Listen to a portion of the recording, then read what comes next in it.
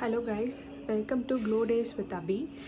இன்றைக்கி நம்ம இந்த சேனலில் நான் யூஸ் பண்ணுறதுலே எனக்கு பிடிச்ச மாய்ஸ்சரைசர், பெஸ்ட்டுன்னு ஃபீல் ஆகிற மாய்ஸ்சரைசர் நான் உங்களோட ஷேர் பண்ண போகிறேன். ஜஸ்ட் அந்த மாய்ஸ்சரைசர் மட்டும் ஷேர் பண்ணாமல் அது எதனால் பெஸ்ட், அதோட இன்க்ரீடியன்ட்ஸ் பிரேக் டவுன், ஸோ அதை யூஸ் பண்ணுறதால என்னென்ன பெனிஃபிட் இருக்குது அப்படின்னு சொல்லிட்டு பார்க்கலாம். அதுக்கப்புறம் அப்ளிகேஷனும் நம்ம பார்க்கலாம். ஃபஸ்ட்டு மாய்ஸ்சரைசர்னால் இதுக்கு நம்மளோட ஸ்கின் கேரில் மாய்ஸ்சரைசர் வந்து எதுக்கு இம்பார்ட்டண்ட் அப்படின்னு பார்க்கலாம். ஃபஸ்ட்டு வந்து நம்மளோட ஸ்கின்னை இப்படி சாஃப்ட் அண்ட் சப்பிளாக வச்சுக்கிறது மாய்ஸ்சரைசர் தான். நம்ம ஒரு வாட்டர் பேஸ்டு ஈரப்பதம் இருக்க வரையும் தான் நம்மளால் இப்படி பண்ண முடியும். இல்லைனா ஈரப்பதம் இல்லைன்னா அந்த சுருக்கம் வந்துடுது. அதான் ஏஜ் ஆகிட்ட உடனே இருக்காமல் இப்போவே கூட சில பேருக்கு அந்த சுருக்கம் வறண்டு போய் இருக்கும். வறண்டு போகாமல் இருக்கிறதுக்கு தான் நம்ம அந்த மாய்ஸ்சரைசர் யூஸ் பண்ணுறோம். அந்த மாய்ஸ்சரைசர் யூஸ் பண்ணுறதால நம்மளால் ஈரப்பதமாக இருக்க முடியும், சாஃப்ட் அண்ட் சப்பிளாக நம்மளோட ஸ்கின்னை வச்சுக்க முடியும். அதுக்காக தான் நம்ம மாய்ஸ்சரைசர் டெய்லி பேசிஸில் யூஸ் பண்ணணும், அது இம்பார்ட்டண்ட் அப்படின்னு சொல்கிறோம். பட் அது வந்து கிளைமேட்டிக் சேஞ்சஸ், நீங்கள் எந்த ஊரில் இருக்கீங்க, உங்களோட ஊரில் எந்த அளவுக்கு வெயில் இருக்குது, அதை பொறுத்து நீங்கள் வந்து தவிர்க்கலாம். இப்போ வந்து லைக் சென்னை, திருச்சி அந்த மாதிரிலாம் இருந்தீங்கன்னா அங்கெல்லாம் ரொம்ப வெயில் அடிக்கும். ஸோ வந்து காலையில் மாய்ஸ்சரைசரை ஸ்கிப் பண்ணலாம். ஏன்னா மாய்ஸ்சரைசர் போட்டதால் இன்னமும் வேர்க்க தான் நமக்கு செய்யுமே தவிர அது ஒத்துக்கும் அப்படின்னு எல்லாருக்கும் சொல்ல முடியாது. சில பேருக்கு ஓகேவாக இருக்கலாம், பட் சில பேருக்கு வந்து அது வேர்க்க இருக்கும். ஸோ அதனால் நைட்டு கண்டிப்பாக எடுத்துக்கோங்க. அப்படி நம்ம மாய்ஸ்சரைசர் போடுறதால நம்மளோட ஸ்கின் வந்து ஸ்மூத்தாக சாஃப்டாக ரொம்ப நாளைக்கு நம்மளால் வச்சுக்க முடியும். இப்போது இங்கே வந்து ஒரு ஸ்கின் கேர் ரொட்டீன் ஃபார்ம் பண்ணுறதுக்கு ஜஸ்ட் சன்ஸ்க்ரீன், மாய்ஸ்சரைசர், கிளென்சர் பண்ணிட்டு மாய்ஸ்சரைசர் போட்டு சன்ஸ்க்ரீன் போட்டுக்கலாம். பட் இப்போ ஒரு ஸ்டடீஸில் வந்து படித்தது வந்து சன்ஸ்க்ரீன் போட்டுட்டு அதுக்கப்புறம் மாய்ஸ்சரைசர் போடலாம். பட் ஏன் அப்படி போகிறதால எந்த இது பாதிப்பும் வரதா இல்லை. பட் அது ஏன் அந்த மாதிரி மாற்றுறாங்கன்னா, சன்ஸ்க்ரீன் போட்டு அப்ளை பண்ணிட்டு அதை அப்படியே விட்டுறணும், அதை அப்படியே நம்ம ஸ்கின்னை அப்சர்வ் பண்ண வச்சுக்கணும். அதுதான் வந்து மோஸ்ட் ஆஃப் த பீப்புள் வந்து ப்ரிஃபர் பண்ணுறாங்க, கரெக்டுன்னு சொல்கிறாங்க. மாய்ஸ்சரைசர் போட்டு இப்படி தேய்ச்சோன்னா அது நகர்ந்துடும் அந்த சன்ஸ்க்ரீன். ஸோ இப்போ இந்த இடத்துல நான் எனக்கு ப்ரொடெக்ஷனுக்கு நான் போட்டிருக்கேன், இதுக்கு மேலே மாய்ஸ்சரைசர் இப்படி போட்டு இப்படி தடவிட்டேன்னா இப்படி நவுந்துருச்சுன்னா அந்த இடத்துல மேபி அது சான்சஸ் கம்மி தான். பட் மேபி ஏன் அந்த 99%, ஏன் அந்த 1%, 2% சான்சஸ் கூட நம்ம க்ரியேட் பண்ணிக்கணும் அப்படின்றதுக்காக தான் வந்து சன்ஸ்க்ரீனை லாஸ்ட் ஸ்டெப்பாக வச்சுக்க சொல்கிறாங்க. ஓகேவா? ஃபஸ்ட்டு நான் ரிவ்யூ பண்ண போகிற மாய்ஸ்சரைசர் இதுதான்.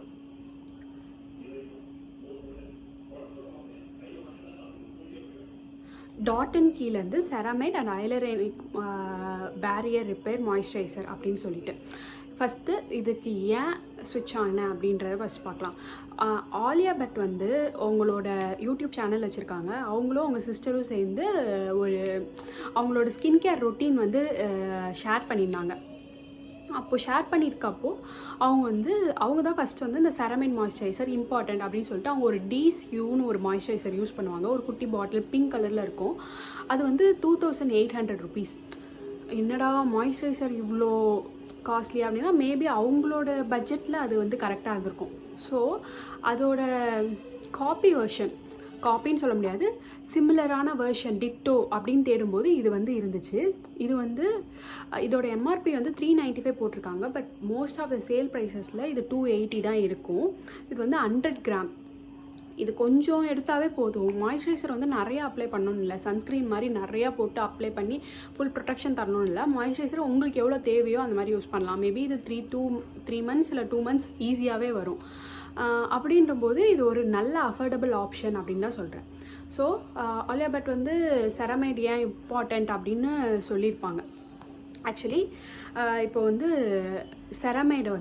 செராமைட்னா என்ன, ஏன் செராமைட் மாய்ஸ்சரைசருக்கு இவ்வளோ டிமாண்ட் இருக்குது? ஃபஸ்ட்டு செராமைட்ஸ்னால் என்னென்னு பார்க்கலாம். செராமைட்ஸ்னால் அது ஒரு நேச்சுரல் சப்ஸ்டன்ஸ். நம்ம ஸ்கின் மேலே லிப்பிட்னு ஒரு காம்பனெண்ட் இருக்கும். லிப்பிட்னா என்னென்னா ஒரு collection of fat, oil, wax இதை கலெக்ட் பண்ணி வச்சுக்கிற ஒரு ஏஜென்ட் மாதிரின்னு வச்சுக்கோங்களேன். அதுக்கு பேர் தான் லிப்பிட்ஸ். அந்த செராமைடுன்றது ஒரு ஃபார்ம் ஆஃப் லிப்பிட்ஸ். ஓகேவா? அது வந்து நேச்சுரலாகவே நம்ம ஸ்கின்னில் இருக்கும். ஸோ சம்டைம்ஸ் நம்ம ஒழுங்காக நிறையா ஃபேட் எடுத்துக்காமல் ஆயில் எடுத்துக்காமல் இருந்தால் மேபி அந்த லிப்பிட் ப்ரப்போர்ஷன் வந்து கம்மியாக வாய்ப்புகள் இருக்குது. ஆர் எல்ஸ் நம்ம கிட்ட அந்த செரமைட் லிப்பிட் ஆல்ரெடி இருக்குது நம்ம ஸ்க்ரீன்லனாலும் நம்ம இன்னும் கொஞ்சம் அப்ளை பண்ணுறதால அதுக்கு ஆடட் அட்வான்டேஜ் தான் தவிர இப்போ நம்ம நிறையா போடுறதால அது வந்து ஒரு ப்ராப்ளமும் இருக்கிறதில்ல. ஸோ அது ஒரு ஃபார்ம் ஆஃப் லிப்பிட்ஸ். அதோட மெயின் வேலை என்னென்னா சுற்றி இருக்கிற மாய்ஸ்சரைசரை வந்து கேப்சர் பண்ணி லாக் பண்ணி வச்சுட்டு ஈரப்பதமாகவே ஸ்கின்னை வச்சுக்கிறது. அதுதான் அதோட இது. ஸோ அதனால தான் நம்மளோட மாய்ஸ்சரைசரில் செரமைட் இருந்தால் பெஸ்ட். எல்லா மாய்ஸ்சரைசரும் ஓகே, பட் செரமைட் எக்ஸ்ட்ராவாக வந்து எஃபர்ட் போட்டு அந்த மாய்ஸ்சரைசரை சுற்றி இருக்கிற ஈரப்பதத்தை வந்து அப்சர்வ் பண்ணிவிட்டு நம்ம ஸ்கின்னில் வச்சுக்கும். ஸோ அந்த ஸ்கின்னில் வச்சுக்கிறதால நம்ம ஸ்கின் ஈரப்பதமாகவே இருக்கும். இதுதான் ஆக்சுவலாக எப்படி ஈரத்தை கேப்சர் பண்ணோன்னா அந்த காற்றுலலாம் தண்ணி இருக்குங்க, வாட்டர் பார்ட்டிகல்ஸ் இருக்கும். ஸோ அந்த பார்ட்டிகல்ஸ் எல்லாம் அது கம்பைன் பண்ணி இழுத்து வச்சுக்கும். இதுதான் இது செரமைடோட வேலை இதுதான். ஸோ அதனால தான் செரமைட் பேஸ்டு மாய்ஸ்சரைசருக்கு இவ்வளோ டிமாண்ட் இருக்குது. ஓகேவா? அடுத்து இப்போ நம்ம இந்த ப்ராடக்டில் வந்துடலாம். இந்த ப்ராடக்ட்டு pH 5.5 அப்படின்னு சொல்கிறாங்க. pH 4.5லேருந்து 5.7 வரையும் இருந்தாலுமே ஸ்கின்னுக்கு வந்து ரொம்ப நல்லது. அந்த பிஹெச்சில் இருக்கிற ஸ்கின் ப்ராடக்ட்ஸை வந்து நம்ம யூஸ் பண்ணோம்னா நம்ம ஸ்கின்னுக்கு ரொம்ப நல்லது. ஏன் நல்லதுன்னா அது வந்து மாய்ஸ்சரைசராக வச்சுக்குவோம், ஸ்கின்னை இரிட்டேட் பண்ணாமல் வச்சுக்கும், அப்புறம் வந்து ஹைட்ரேட்டடாக வச்சுக்கும். அதான் மாய்ஸ்சரைசர் ஹைட்ரேஷன் ரெண்டும் ஒன்று தான். ஸோ இரிட்டேட் பண்ணாமல் வச்சுக்கும். இப்போ இதுக்கு கீழேயோ இதுக்கு மேலே அந்த மாதிரி போச்சுன்னா நம்ம ஸ்கின்னுக்கு வந்து அது இரிட்டேஷன் வர வாய்ப்புகள் இருக்குது. அதனால் எப்பயுமே pH 4.7 to 5.7 இந்த ரேஞ்சில் இருக்க ப்ராடக்டை சூஸ் பண்ணுறது வந்து ரொம்பவே நல்லது. ஸோ இது வந்து pH 5.5 which is very good. ஓகேங்களா? இது வந்து இதில் ஸ்டேட் பண்ணியிருக்கிறது வந்து ட்ரை காம்பினேஷன் அண்ட் சென்சிட்டிவ் ஸ்கின்னுக்கு ரொம்ப நல்லதுன்னு சொல்கிறாங்க.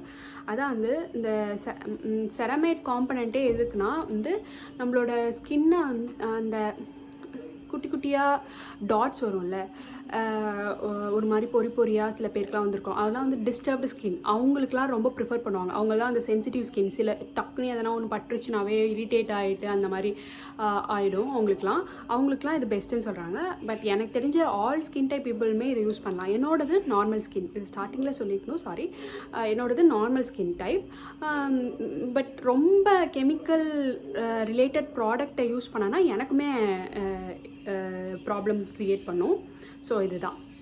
அப்புறம் வந்து இதில் 5 எசென்சியல் செரமைட்ஸ். ஸோ இங்கே தான் வந்திருக்கோம். இப்போது செரமைட்னு சொல்லிட்டாங்க, அது என்னென்ன செரமைட், அது எப்படி அப்படின்னு சொல்லிட்டு பார்க்கணும். எத்தனை செரமைட்ஸ் இருக்குது அப்படின்னு சொல்லிட்டு பார்க்கணும். இதில் வந்து 5 செரமைட்ஸ் இருக்குது. இது எல்லாமே நான் நோட் பண்ணி வச்சுருக்கேன். செரமைட் 1 EOS, இது வந்து வாட்டர் லாஸை ப்ரிவென்ட் பண்ணுறதுக்கு ஹெல்ப் பண்ணுது.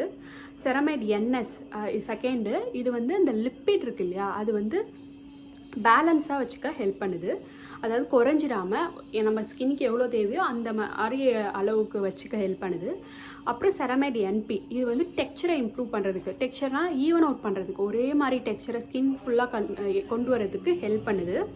அடுத்து செரமைட் AP, இந்த செரமைட் எதுக்குன்னா ஹைட்ரேஷனாக இருக்குது இல்லையா ஸ்கின்னு, அது வந்து லாங் லாஸ்டிங். இப்போ காலையில் போடுறோன்னா ஈவினிங் வரையுமாச்சு அந்த ப்ராடக்டை நம்ம வச்சுக்க ஹெல்ப் பண்ணோம் இல்லையா, அதனால லாங் லாஸ்டிங்காக ஹெல்ப் பண்ணுது. அடுத்து செரமைட் 611, இது வந்து ஸ்கின் ரினிவல். இப்போது ஸ்கின் ஏதோ ஒரு காயம் வந்துருச்சு இல்லை பிம்பிள் வந்துருச்சுன்னு வச்சுக்கோங்களேன், அது வந்து இந்த டெட் செல் ஆகிடும். அது சரியாயிட்டு ரீக்ரோத் ஆகுது இல்லையா, அதுதான் வந்து ஸ்கின் ரினிவல்.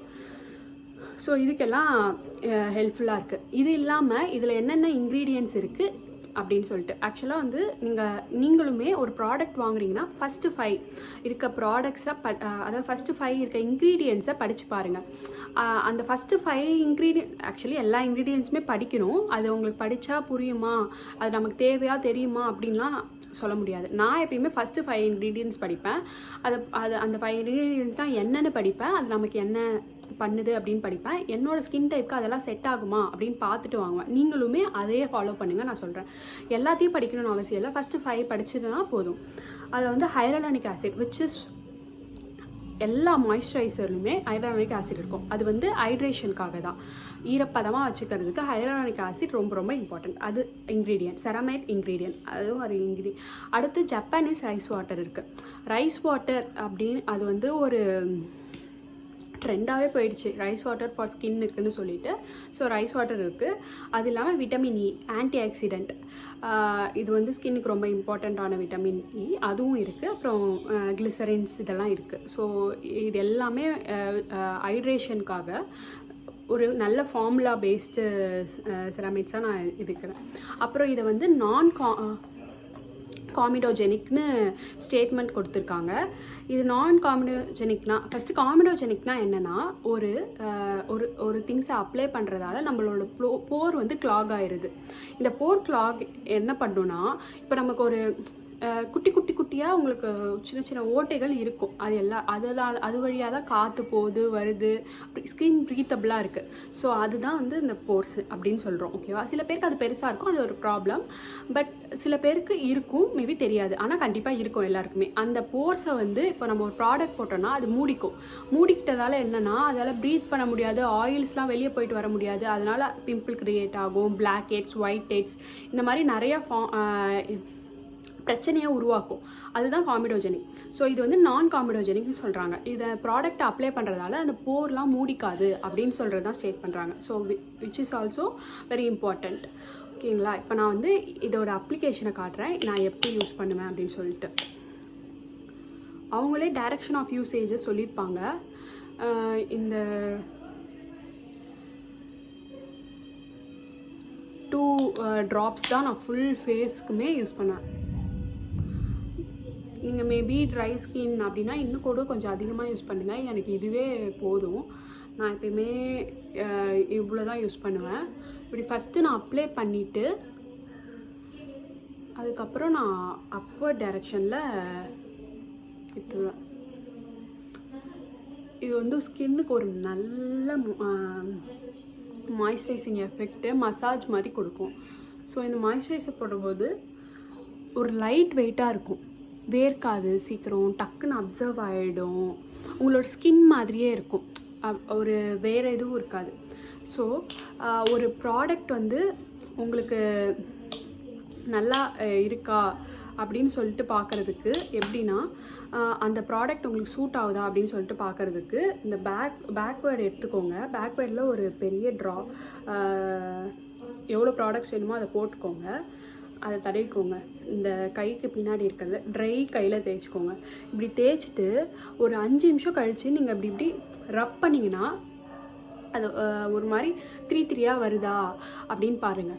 ஸோ இப்படி பண்ணுறதால எந்த ப்ராடக்டால் உங்களுக்கு வந்து அது அப்படி ஃபார்ம் ஆகுதுன்னு கண்டுபிடிச்சிட்டு அதை வந்து விளக்கிட முடியும். இப்போ நீங்கள் ஒரு பெரிய ஒரு ஸ்கின் ரொட்டீன் வந்து ஃபாலோ பண்ணுறீங்க, மாய்ஸ்சரைசர், சன்ஸ்க்ரீன், சீரம் அப்படின்னு சொல்லிட்டு நிறையா போடுறீங்க. இப்போது வந்து ஏதோ ஒரு ப்ராடக்ட் இப்படி பண்ணுறதால உங்களோட ஃபுல் ஸ்கின் கேருமே ஸ்பாயில் ஆகிடும். ஸோ அதனால் இது வந்து ஒரு டைம் பண்ணி பார்த்துக்கோங்க. ஸோ தட் இந்த ப்ராடக்டால் தான் எனக்கு இந்த இது வருதுன்னா அது வேணாம், அவாய்ட் பண்ணிவிடுங்க. அதுக்கு பதில் நிறையா ப்ராடக்ட்ஸ் இருக்குது. ஸோ சர்ச் பண்ணி போடுங்க. நான் வந்து இந்த கையில் இப்போ தான் உங்களுக்கு அப்ளை பண்ணி காட்டேன். இந்த கையில் ஆல்ரெடி நான் அப்ளை பண்ணிட்டேன். எனக்கு நான் எவ்வளோ ஃபோர்ஸாக போட்டு இது பண்ணாலும் எனக்கு அந்த மாதிரி ஆகலை. ஸோ எனக்கு இந்த ப்ராடக்ட் ரொம்ப நல்லாயிருக்கு. இதான் என்னோடய ரிவ்யூ அபவுட் திஸ் மாய்ஸ்சரைசர்.